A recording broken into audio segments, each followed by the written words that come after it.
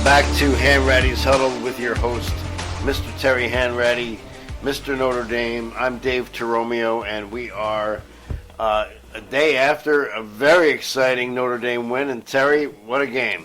My Irish eyes are smiling. Yes, I could see that. I was, going into the game, I was very apprehensive.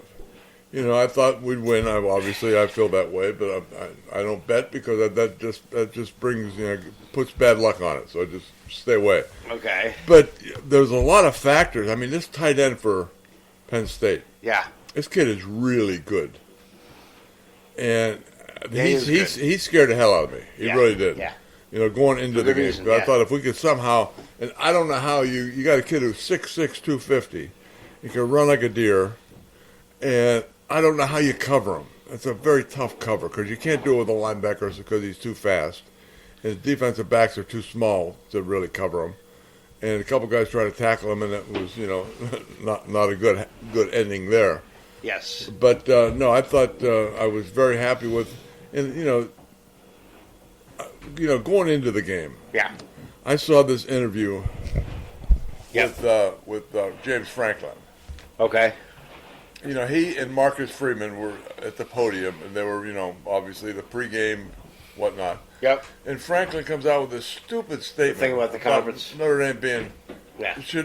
everybody should be in a conference. Like that's his main concern. I said, and you really put Marcus on the spot. Yeah. Because Marcus, he doesn't, he's a great coach, and I love the guy. I think he's wonderful for our school. Yes. But he has nothing to do whether we join a conference or not. And, everybody brings this thing up. And who is James Franklin to even bring that up? I mean, this guy, he's 1-18 against top 5 teams. Go figure out how to beat a good team. Don't worry about where Notre Dame is. And, people say this, and you know this whole thing. Way back when, Penn State was independent. Right. Yeah. And I know Joe Paterno from when Joe was an assistant coach to Rip Engel. And I'm not a big fan of He came from Brown. Yep. Yes. And when he got the head coach, the one thing Joe wanted to do, and he was telling everybody back then, he really wanted to win the Rose Bowl. Yeah. In order to win the Rose Bowl, you got to be in the Big Ten. So he has success with Penn State, because he gets a lot of great players from Pennsylvania to go to. Oh, God, yeah. It's easy to do. Yes. And so he got there, won the Rose Bowl, and then that's how Penn State got to the Big Ten. Right. But, there used to be a Southwestern Conference. Yes. The Pac-10, the Big Ten. Now they're the Pac 500 and the Big 500, and there is no such thing as the Southwest Conference. Right. But all of this shifting around, the one thing that remains constant is Notre Dame being independent. We were independent from day one. Everybody else was changing conferences, creating conferences, doing this, switching around, just for a money grab. Yeah. Notre Dame was independent. We were that way to begin with, and hopefully we always stay that way. Because even when I was recruited, Notre Dame said, we don't belong in a conference because what we want to do, our alumni, is nationwide. Right. And the alumni are always complaining that, we want the football team out here. So they do that, and they, for the recruiting purposes, they want to play in California. They want to play in the New York region. They want to play in the South. They want to play in the Southwest. So they can schedule these games by being independent. That's the whole theory behind it. And but you have to remain relevant to do that. Yes. Because people don't want to play anybody who's not relevant. And it was he's a strange guy in my opinion. I don't know him. I have never met him, but I've never heard anybody say a good thing about him. It was just such an odd. Well, here let's look at it this way. I mean, if you're so concerned, well, first of all, Notre Dame has stayed loyal and faithful to the schools like Army and Navy. And how many teams won't play those schools because they're afraid, quite frankly, to get beat by those schools and how bad that would look for them, right? A. B. Notre Dame is the only, up till recently, the only team, professional or collegiate, to have every single game televised nationally. All right? So it's jealousy, in my opinion. Now, here's the bigger factor, okay? What the hell would incentivize Notre Dame now to join a conference? They have maxed out. They got every single penny, $20 million. They don't split it with a conference. Penn State gets maybe $1 million, $2 million. The rest goes into the conference coffers, and they split it with the other schools because that's what they're promised. Notre Dame doesn't have to split it with anybody. And they talk about Notre Dame doesn't have to play a conference championship. Well, conference championships are just a money grab. Right. There's no need to have a conference champion. Yeah. At the end of the season, who's the best team in the conference? That's who your conference champion. That's the way it was for 100 years prior. We can make a lot more money if we start having conference champions. That's all that is. So, and the thing is that Notre Dame, when they signed this Big 12, the playoffs, yep. We'll never have a bye. Yeah. So that's basically playing a conference championship because we have to play that extra game. So we'll say fine with that. No problem. We've pretty much conceded to everything that people want us to do. Yep. And leave us alone. We want to be independent, and we love it that way, and we can play all. If you're in a conference, just like it never dawned on me, but if you're in a Big Ten, you're taking bus rides to 80% of your games. Yeah. Notre Dame, you're getting on an airplane, you're going to California, you're going to Florida, you're going to Texas, you're going all over, and it's really a great recruiting Except tool. for Purdue, maybe, or Indiana, you got Purdue or you got Michigan. But still, to me, it reeked of jealousy. Now here, James, if you want to fix it, go to your conference and say, let's stop playing a conference championship game. Let's just crown the regular season champ the champion. Don't go. But it's an extra dollar they're getting. Of course, they're getting extra money. They fill the stadiums in New Orleans, Atlanta, wherever else for these conference champion games. Which and the TV money. So stop it. Just stop. Don't call out Notre Dame because they have a different business model. But listen, hey, congratulations to Notre Dame and to you and to all the Notre Dame alumni, all the Subway alumni. And you know what? And there are also a lot of people now who are, I'll say this, there are a lot of people who don't like Notre Dame, right? Oh, for one reason, it's always been that way. All right. Okay, fine. And we love it because that's what 50% of the people love you, 50 hate you. Sort of, to make a comparison, I'd say Howard Cosell. Yeah. 50% of the people loved Howard, 50% of the people hated him, but they all watched him. And that's the same with Notre Dame. Yeah, 50% love you, 50% hate you, but everybody's going to watch it. But you know what? I think those numbers are changing, and here's why. Even the people who don't like Notre Dame like Marcus Freeman. Oh, yeah. No doubt. If you don't like that guy, you got a problem. You got a problem. Yeah. You belong in Al Qaeda or something. Yeah. Because you're not. This guy is. Marcus is he wonderful. He says all the right things, and he's genuine. You see, and that's what I think. Maybe that's what it is about Franklin. Not to pick on him, but there's some guys who look at him and you go, this guy just doesn't. What he says and what he looks like just don't match. Marcus is to me anyway. He's for real, and he's. And what he says kind of matches with how he looks, how he acts, and he's smart and he's a good coach. The things that he's doing, And by the way, for those, listen, we believe in God, right? But not to make this, about that, but yeah. But it's like, don't say God doesn't have a sense of humor, because let me tell you something. God, I picked Penn State yesterday, and I told you that before the game. And I even put. And I should have bet you that dollar. You should have bet me the buck. You didn't, but I did. I did. Penn State was getting a point and a half or whatever, and I just had a feeling. I'm like, oh my god, Notre Dame's dealing with the flu, this and that. So I didn't lose a lot of money, but I did. But here's how God got a chuckle. I'm sitting here, the game starts, and my cable goes out. My cable goes out for the night. When you texted me, I thought you were joking. No, I wasn't. And so I actually found a station. I listened to it on the radio, on my phone, on the radio, and the TV came back just in time for me to see the field goal. So don't say God doesn't have a sense of humor. He does. That's one on me. I missed a great game. I listened to it, which I love listening to, especially those guys. No, there were some strange calls in that game. There was we picked one off in the end zone. Yep.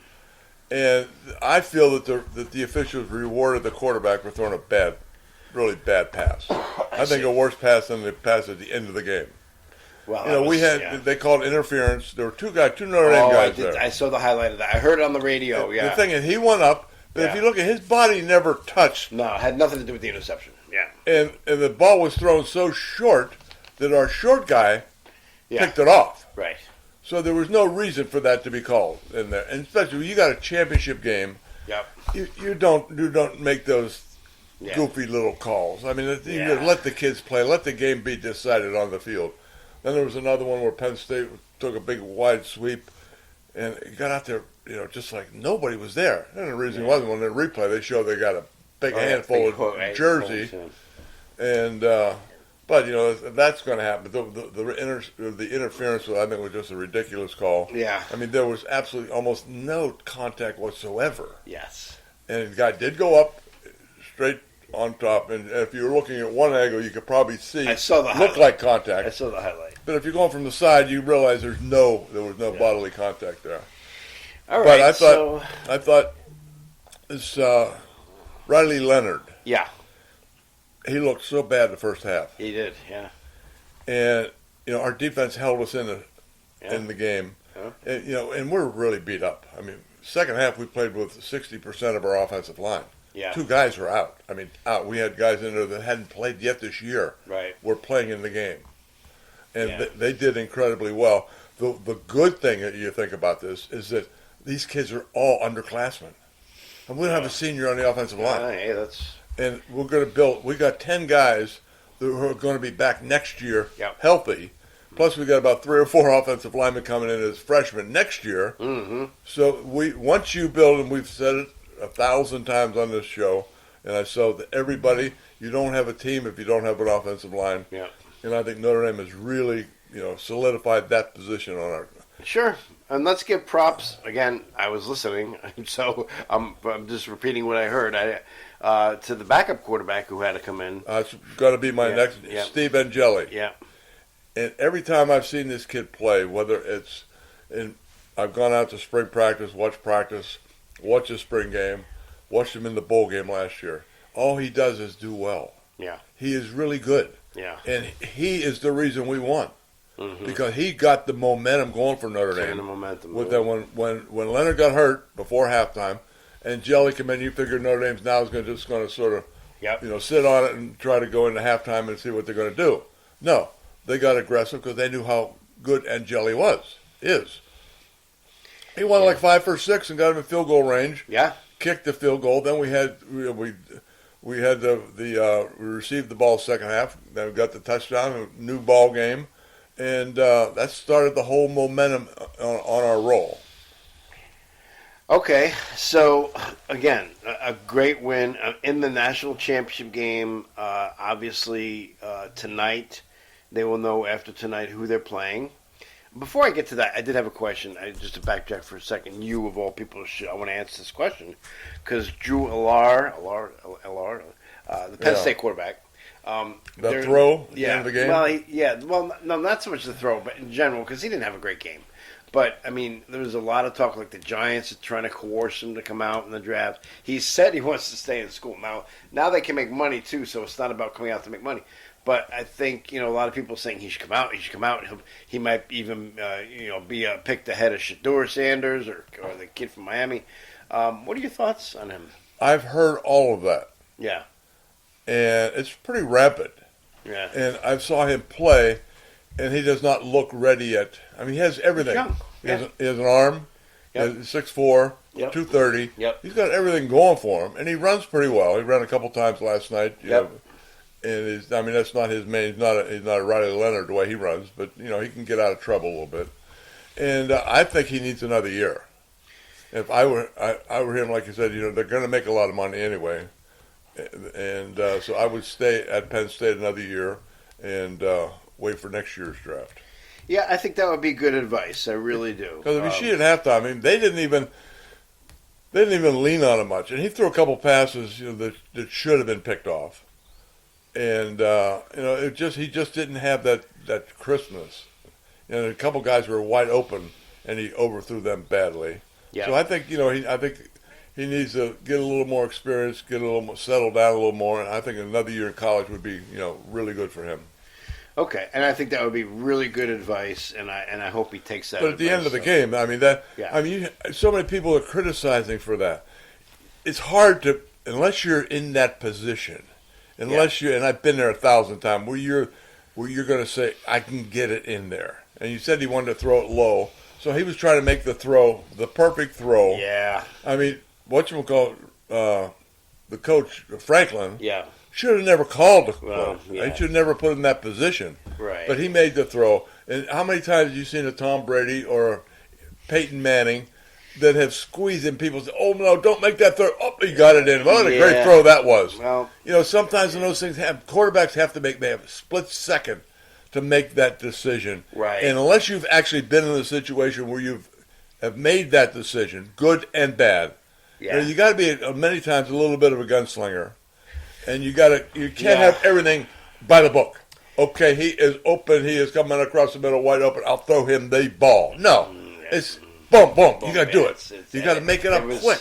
There were people in his face. There was pressure on him. Yeah. And at the end of the day, here's my problem with it. If I were a Penn State fan, he wasn't having a great game.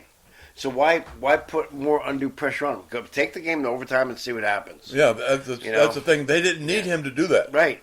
It wasn't like they were down by 2 or 1 and they needed a field goal to win. Now I heard this morning on the replay on the Boomer and Geo show, they played McElroy because again I wasn't watching because he was all over him because God was mad at me for picking Penn State. But McElroy was saying at that time I would try to do something here. I would try to, he has this, blah, blah, blah. So he was advocating for something to be done then. And of course, hindsight's 20/20. You could sit here and go, that was, but why, but listen, if the guy was having a great game, if he was Unitas out there or Namath or you or whatever, and ripping up a Bradshaw, and you're like, he's on fire, they're not going to be able to stop him, but he just wasn't having that kind of game. And why put him in that that's position? Where your head coach comes in. Exactly. That's the people that won in 18. They make that kind of decision. Yeah. So they should have known that he wasn't having a good game. It looked like he looked a lot like he had deer in the headlights. A couple of situations, and that's not a good sign for a quarterback when you can see it in your quarterback's eyes. Right. And so I think it should have never been put in that position. You run the clock out. I mean, and you got to give credit to Notre Dame's. That was not a horrible throw, as far as trying to get put it in the ground. Notre Dame defensive back made a great diving catch, kept his hands under the ball, and rolled with it. I mean, that was normally you say, the definition of a defensive back is a receiver with no hands. Right. They have all the speed, all the quickness, all the size, whatever, but they can't catch. This kid made a great catch as an interception. So sure did. And sure did. And Riley Leonard made a couple plays to get them in field goal range, and that's the other thing about the field goal. I mean, that's all you heard. Notre Dame is the worst team in the country for kicking field goals. Yeah. And we were. Well, there's a reason for everything, right? Statistically. Yeah. But look, why were we? This kid who kicked it last night, he's a transfer. He came in from South Carolina, where last year he was 20. His career, he was 25 out of 28. Okay. So he comes to Notre Dame, he gets hurt. So he can't kick. So it's basically flipping a coin. Who wants to kick? So these kids that were trying out or whatever, punters were kicking, and they can't kick. So that made us 500. This kid came in and kicked all these field goals against Georgia. They kicked the one last night. No, he's a good kicker. Yeah. He's not a 500 kicker. It's not like the kicker hurt his arm. The kicker pulled the groin. That's pretty. Yeah, for a kicker, that's pretty significant for a kicker. Yeah. All right. So listen, the better team won. Again, congratulations. They get to now sit back. And with great interest tonight, scout. I think we got an upset. You think Texas is going to win? I really have a feel. Oh. I think Ohio State's playing a little over their head. Okay. And I think Texas has finally got to redeem themselves. Okay. I saw Paul Feinbaum this morning. He hates Notre Dame. Well, he's SEC. Yeah, everything. It's SEC or nothing. Yeah, exactly. And he says, well, Notre Dame's going to have a tougher time, coming up against either Ohio State or Texas. Now, wait a minute. Georgia beat Texas twice. That guy's got huge ears. Anyway, Notre Dame beat up Georgia. Yeah. Or they beat Penn State. Yeah. Why is this going to be such a big deal if we beat Ohio State or, You got to wonder if it's in their contracts to say this crap. Because, Feinbaum couldn't say Notre Dame if he had a mouthful. No. Well, like I said, I mean Notre Dame just for some one reason or another, some people get are just rubbed the wrong way by Notre Dame because it's and I mean, quite frankly, listen, when I was at the Football Foundation and they put the Hall of Fame in South Bend, Indiana, which you should be in, it's not. Right. It's now in Atlanta. It wasn't a good move, but it was people were like, well, it's going to be a Notre Dame thing. You did it because of Notre Dame. Well, quite frankly, yeah. I mean, if Notre Dame wasn't in South Bend never would have gotten the College Football Hall of Fame. And what they wanted to do was say, oh, listen, how many people come through here, to watch games and bring all the teams. But anyway, that's just their summer travel from east to west. They're driving. And they have the Studebaker Museum. Let's stop at Studebaker Museum. They got all the good stuff there. Canton, if you wanted to go to Canton, Ohio. So anyway, all right. So tonight you're thinking now Texas is getting 6.5 points. That's a lot of points for a championship game, isn't it? Yeah. And I really think that Texas a few years ago they were all offense. Yeah. Now they finally have themselves a damn good defense. How they're not winning everything? I picked the beginning of the year. I thought they were the best team in the country. Oh, really? Okay. And they got them. They're in the championship, and losing to Georgia twice. Yep. It boggled my mind, but yeah. I really think that they're going to have to finally, in order to get over that hump, they got to win tonight. Okay. And it's going to be bad weather. Oh, is it? Oh, that's right. It's cold. They almost moved the game because there's a big cold front coming through, and it's that you're going to move the game because it's cold? Come on. Icy wintry game. This is going to be Ohio State's weather. Oh. So maybe I just dawned on me now. Maybe I've changed my mind again, but who knows? Well, listen, while we're talking about phenomena, not that this is a natural phenomenon out west with LA and the fires, we just, it's just tragic, and we just really. And the saddest part is that most of these fires looked like they were set. This is an arson event with just coupled with horrific leadership out there, which we knew they had. It's absolutely horrible. And I feel so bad. I was talking with John Ewart, Notre Dame quarterback, Heisman winner. Absolutely. A couple nights ago, and he lives in Pacific Palisades. Yep. And I called him, John, and John's done very well. John's very wealthy. And I said, John, how you doing, man? And he has, I won't say that, but he's had some problems. And I said, done good. He said, I lost my house in Palisades. He was in Arizona where he has a company there, tile company. Okay. This Mexican fancy tiles you put in your bathrooms or whatever. I love it. But especially in Arizona. But he says a lot. Yeah. And he sells a lot. And he said, but I have 3 daughters and they lived within a mile of us. Okay. So John and his family lost 4 houses at Pacific Palisades, and when you see these things on TV, it is disastrous. It is just horrendous. It looks like war-torn areas, and can you imagine seeing it? When you see things on TV, you really just don't get the same sense, right? No, you don't. Can you imagine seeing it in person? No, I really can't. It's got to be so horrible. And then with the insurance, a lot of people were already dropped because they knew it was coming. Or they couldn't afford to get it. Right. So now the company's moving out, and it's a real disaster, it's still only 8%. Yeah. Under control. I feel so bad for those people. I do too. I watch it on television. I watch it hours at a time. They're just going over these different areas of California, and it's just devastating. No, it really is. Not that it's about sports. We know it's not. This is bigger than sports. But they did move the Rams game on Monday to Arizona. Right. Which, quite frankly, we're not going to talk about NFL today. We'll get into that in a second. But so Minnesota, I think, has an advantage there because they're not going into LA. They're going to Arizona to play the Rams. But okay, so tonight we're thinking Texas. You're thinking Texas. I think Ohio State wins the game. I'm taking Texas. You're taking I'm Texas. I'm going to stick with them. Yep. All right, so let's see. I obviously I have a real penchant for getting these things right. So that's a joke. Anyway, so here's the plan. All right, so we covered Notre Dame. We got into a little preview with Texas tonight. Texas, Ohio State. We are going to try to do this again. We're going to wrap this up because we don't want to talk. I mean, we're talk about tonight's game, hopefully tomorrow, and obviously maybe do some NFL tomorrow, talk about this wild card weekend, which is always a great weekend. It is. It's a great football weekend, college and pros. For NFL playoffs, I like the first 2 weeks, this weekend and next weekend. After that, the championship games and then the Super Bowl. Not that they're not great. I'm just saying it's almost like an afterthought. These are the great games, and these are where you can get the upsets and the fun stuff. So we'll see what happens. But we'll be back shortly. Hopefully, maybe Rob can chime in with us if we can. We'll set a time tomorrow, which is Saturday, January 11th. And for now, unless you have something else, we'll sign off. We're good for now. All right. So congratulations again, Thank you. Fighting Irish. Thanks for jinxing my television set, and we'll talk. You jinxed it when you took Penn State. Come on. I got you. He did. He got me good. All right. That's one on me. All right, guys. We'll talk to you soon.